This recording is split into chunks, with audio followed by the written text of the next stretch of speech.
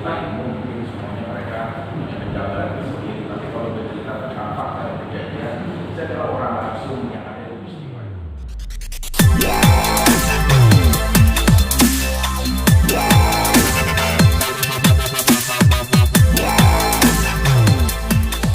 Pertama, kita cukup senang ya dengan adanya jawaban-jawaban dari ahli pidana terkait permasalahan yang tergambarkan dari pernyataan-pernyataan ahli pidana.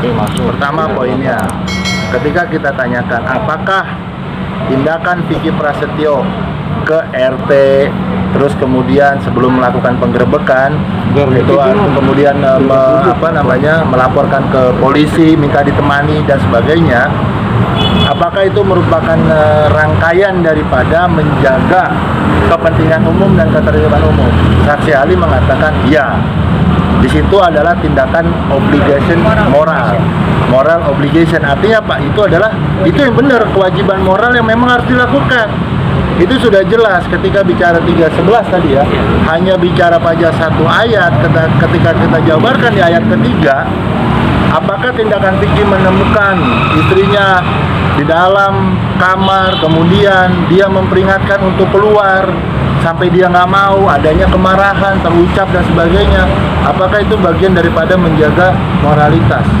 Apakah itu bagian menjaga ketertiban umum? Saksi jawab apa? Iya, itu adalah bagian, gitu loh.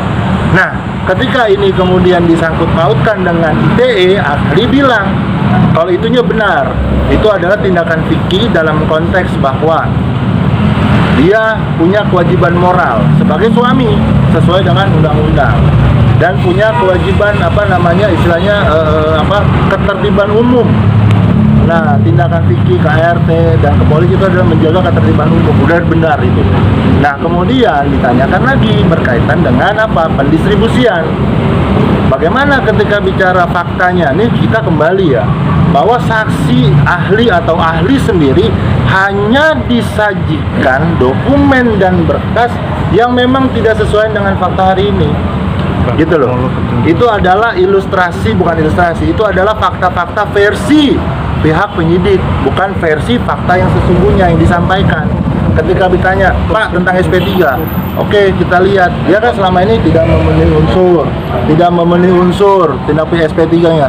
Setelah kita perlihatkan, Pak, mohon maaf loh, ini bukan tidak memenuhi unsur loh, tapi alat buktinya tidak cukup, unsur pidananya ada. Oh, saya baru lihat hari ini. Nah, jadi semua saksi hanya dibatasi pada apa yang disampaikan oleh penyidik, versi penyidik pada saat di Polres Jakarta Selatan.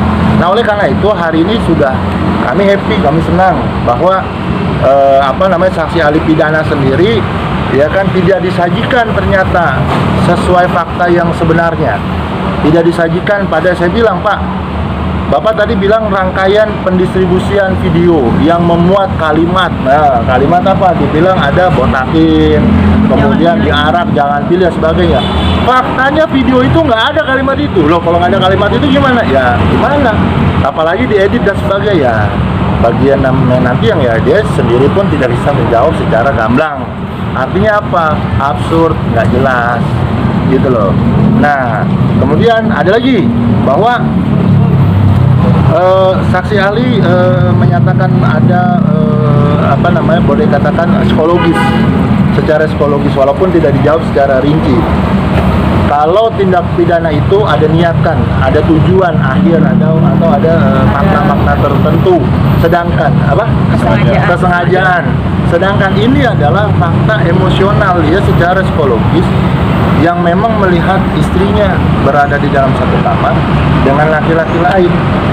Dan itu sudah dijelaskan apakah itu termasuk unsur ketika memang itu kesengajaan. Dan saksi ahli mengatakan kalau kejadiannya seperti itu, fakta persidangan seperti itu tidak bisa atau bukan bagian daripada unsur kesengajaan, karena memang itu adalah tidak diniatkan. Termasuk yang tadi media, saya katakan ini mengundang media di situ kalimatnya mengundang ya, terus kemudian tidak mencegah pemberitaan. Sedangkan saya tanyakan bagaimana kaitannya ketika memang mendistribusikan adalah bukan Vicky, kemudian yang membuat bukan Vicky dan sebagainya bukan Vicky, buktikan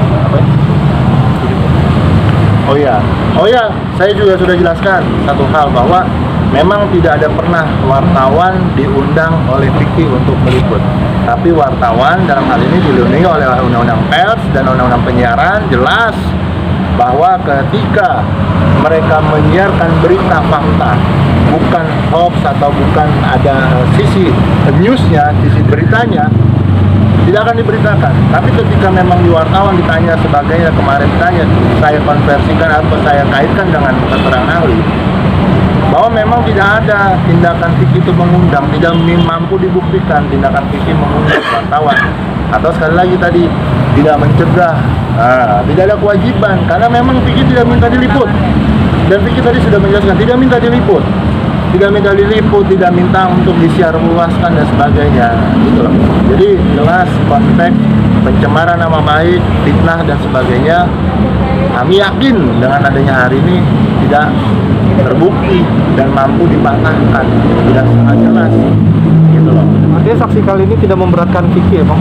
Ya teman-teman lihat sendiri ya, tidak ada, ini benar, saksi ahli ini benar dalam konteks dia menjelaskan secara keilmuan, bukan secara emosional harus menjatuhkan Vicky sebagai terdakwa, sebagai orang yang bersalah, tidak, gitu loh. Dan ini kan hanya dua saksi itu aja, saksi Angel sama saksi Vicky Aman yang mengatakan dia Vicky bersalah dalam konteks yang memberatkan. Dari sekian rangkaian semuanya tidak ada.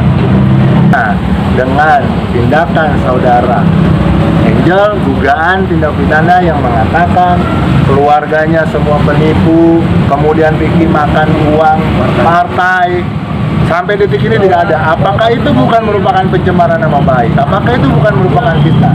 Artinya apa?